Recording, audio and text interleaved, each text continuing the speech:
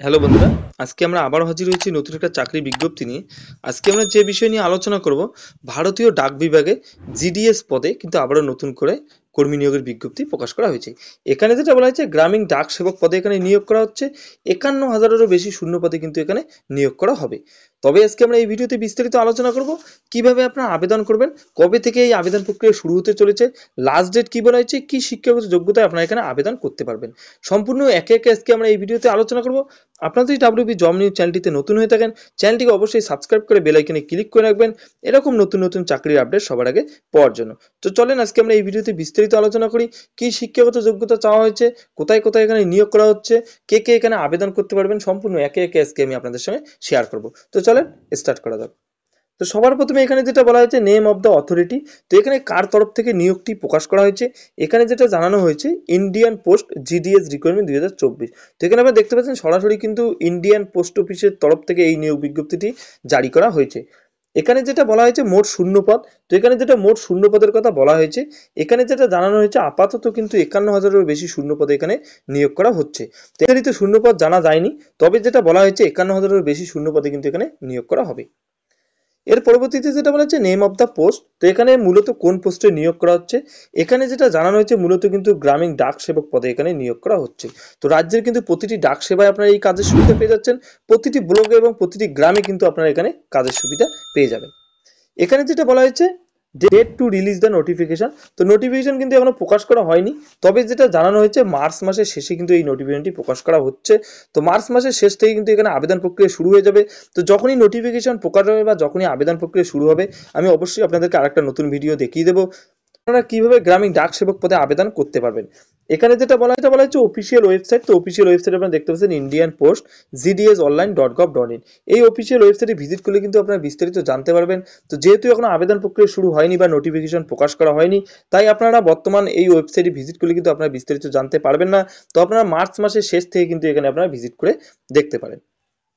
তো এখানে আবেদন করার জন্য যেটা শিক্ষাগত যোগ্যতার কথা বলা হয়েছে, বা এখানে কি শিক্ষাগত যোগ্যতা থাকলে আপনারা এখানে আবেদন করতে পারবেন। তো এখানে যেটা জানানো হয়েছে, মূলত কিন্তু candidate must process the qualified certificate. আপনাদের কিন্তু যদি অষ্টম শ্রেণী দশম শ্রেণী যদি আপনারা পাস করে থাকেন যে কোনো বোর্ড থেকে বা যে কোনো স্কুল থেকে, তবে কিন্তু আপনারা এখানে আবেদন করতে পারবেন। নিম্নতম যদি আপনারা অষ্টম শ্রেণী পাস করে থাকেন, তবে কিন্তু আপনারা এখানে আবেদনের যোগ্য। এছাড়াও যদি আপনাদের উচ্চ শিক্ষাগত যোগ্যতা থেকে থাকে, তো অবশ্যই আপনারা এখানে আবেদন করতে পারেন। কিন্তু এখানে নিম্নতম যেটা বলা হয়েছে, নিম্নতম কিন্তু এখানে অষ্টম শ্রেণী পাশের কথা বলা হয়েছে। এই পদে যারা আবেদন করবেন বা এই পদে যারা আবেদন করতে চাচ্ছেন, তো জিডিএস পদের ক্ষেত্রে যেটা বয়সের লিমিটের কথা বলা হয়েছে, এখানে যেটা জানানো হয়েছে, মূলত কিন্তু যেটা বলা হচ্ছে 18 বছর থেকে যারা শুরু বা 18 বছর প্লাস যারা রয়েছে, তারা কিন্তু এখানে আবেদন করতে পারবেন। 18 থেকে 35 বছরের মধ্যে উভয় কিন্তু এখানে ছেলে মেয়ে এখানে আবেদন করতে পারবেন। এছাড়াও যেটা বলা হয়েছে, যেটা রিজার্ভ ক্যাটাগরি রয়েছে, যারা এসসি এসটি ওবিসি পিডব্লিউডি আলাদা আলাদা ক্যাটাগরি ক্যান্ডিডেট এখানে আবেদন করবেন, তাদের ভারতীয় ডাক বিভাগের জিডিএস পদে যেটা সরকারি নিয়ম রয়েছে, সেই নিয়ম অনুযায়ী কিন্তু সংরক্ষিত শ্রেণী যারা আবেদন করবেন, তারা কিন্তু এখানে বয়সের ছাড় পেয়ে যাচ্ছেন।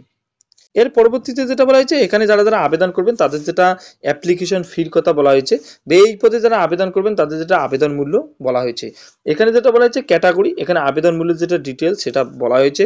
জেনারেল ক্যাটাগরির মধ্যে যারা আবেদন করবেন তাদের কিন্তু এখানে 150 টাকা। যারা ওবিসি ক্যান্ডিডেট রয়েছেন বা যারা ওবিসি ক্যান্ডিডেটে আবেদন করবেন ক্যাটাগরির মধ্যে, তাদের কিন্তু এখানে 150 টাকা। যারা ইডব্লিউএস ক্যাটাগরির মধ্যে আবেদন করবেন তাদের 150 টাকা। যারা এসসি রয়েছেন তাদের 100 টাকা, এসটিদের 100 টাকা। তো এখানে আপনারা দেখতে পাচ্ছেন আলাদা আলাদা ক্যাটাগরির কিন্তু আলাদা আলাদা এখানে আবেদন মূল্য বলা হয়েছে। তো এখানে আপনারা কিভাবে আবেদন করবেন বা কিভাবে রেজিস্টার করবেন, সেই প্রসেসে আমরা একটু সংক্ষেপে আলোচনা করব। তো এখানে আবেদন করার জন্য সবার প্রথমে কিন্তু আপনাদেরকে ইন্ডিয়ান পোস্ট অফিসের অফিসিয়াল ওয়েবসাইট যেটা রয়েছে, সেই অফিসিয়াল ওয়েবসাইটে কিন্তু আপনাদেরকে ভিজিট করতে হবে। তো ইন্ডিয়ান পোস্ট gdsonline.gov.in এই অফিসিয়াল ওয়েবসাইটে আপনাদেরকে ভিজিট করতে হবে। আমি লিঙ্ক ডিসক্রিপশনে দিয়ে দেবো, সেখানে ক্লিক করে কিন্তু সরাসরি আপনারা সেই অফিসিয়াল ওয়েবসাইটে ভিজিট করতে পারেন। তো সবার প্রথমে আপনাদেরকে অফিসিয়াল ওয়েবসাইটে ভিজিট করার পর আপনারা সেখানে নোটিফিকেশন পেয়ে যাবেন। তো যেহেতু এখনো আবেদন প্রক্রিয়া শুরু হয়নি, তাই আপনারা নোটিফিকেশন এখন পাচ্ছেন না। তো যখনই আবেদন প্রক্রিয়া শুরু হবে, আমি অবশ্যই আপনাদেরকে জানিয়ে দেবো, আপনারা তখন ওই প্রসেসে আপনারা আবেদন করতে পারবেন। তো সবার প্রথমে ফার্স্ট স্টেপ যেটা বলা হয়েছে, আপনাদেরকে সেই অফিসিয়াল ওয়েবসাইটে ভিজিট করতে হবে। ভিজিট করার পর যেটা বলা হয়েছে, আপনাদের রেজিস্টার বলে একটা অপশন পেয়ে যাবেন, সেই রেজিস্টার অপশনে কিন্তু আপনাদেরকে ক্লিক করে নিতে হবে। তো যেটা বলা হয়েছে সেকেন্ড স্টেপ আপনারা দেখতে পাচ্ছেন, সেই অফিসিয়াল ওয়েবসাইট ভিজিট করার পর অ্যাপ্লাই বলে একটা অপশন পেয়ে যাবেন, অ্যাপ্লাই অনলাইন। সেই অ্যাপ্লাই অনলাইনে কিন্তু আপনাদের সবার প্রথমে ক্লিক করে দিতে হবে। থার্ড স্টেপ যেটা বলা হয়েছে, অ্যাপ্লাই করার পর আপনাদের কাছে কিছু বেসিক ডিটেলস চাওয়া হবে, যেমন বলা হয়েছে নাম, contact details, gender and others যেটা আপনাদের যেটা রয়েছে সেই কিছু ডিটেলস আপনাদের বেসিক ডিটেলস দিয়ে আপনাদের রেজিস্টার করে নিতে হবে।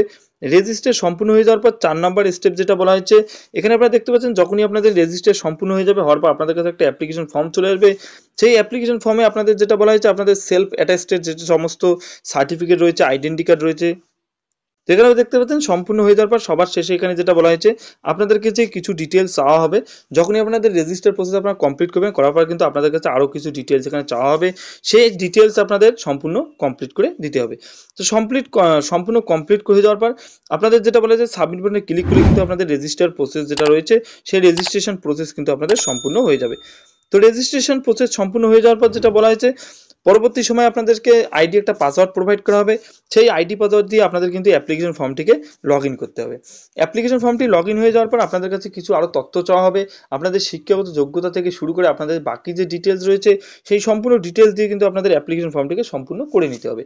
সম্পূর্ণ করে নেওয়ার পর যেটা বলা হয়েছে, আপনার যে ক্যাটাগরিতে আবেদন করবেন সেই ক্যাটাগরির যেটা অ্যাপ্লিকেশন ফি রয়েছে সেই অ্যাপ্লিকেশন ফিটা আপনাদেরকে কিন্তু জমা করে দিতে হবে।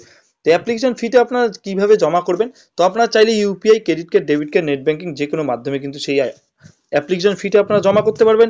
সেই অ্যাপ্লিকেশন ফিটা আপনাদের জমা করতে হবে, জমা করে আপনাদের সাবমিট বাটনে ক্লিক করলে কিন্তু আপনাদের আবেদন প্রক্রিয়া সম্পূর্ণ হয়ে যাবে। তো কিভাবে আপনারা নিজের মোবাইল দিয়ে আবেদন করবেন, কি প্রসেস বলা হয়েছে সেটা আমি আপনাদেরকে সরাসরি পরবর্তী সময় আপনাদেরকে দেখিয়ে দেবো। এছাড়াও যারা যারা এখানে আবেদন করতে যাচ্ছেন বা যারা যারা জিডিএস পদের জন্য অনেকদিন ধরে অপেক্ষা করে রয়েছেন, তাদের জন্য কিন্তু একটা সুবর্ণ সুযোগ রয়েছে। তো আপনারা অবশ্যই কিন্তু এখানে আপনারা আবেদন করে নিতে পারেন। এই বিষয়ে যদি আপনারা আরো বিস্তারিত জানতে চান, অবশ্যই অফিসিয়াল ওয়েবসাইটে ভিজিট করতে পারেন। এছাড়াও কমেন্ট বক্সে আমাকে জানাতে পারেন, আমি যথার্থ চেষ্টা করব আপনাদের উত্তর দেওয়ার জন্য। এই ছিল আজকের কিছু গুরুত্বপূর্ণ আপডেট। দেখা হচ্ছে পরবর্তী একটা নতুন চাকরির খবরে। ততক্ষণের জন্য ভালো থাকবেন, সুস্থ থাকবেন। ধন্যবাদ।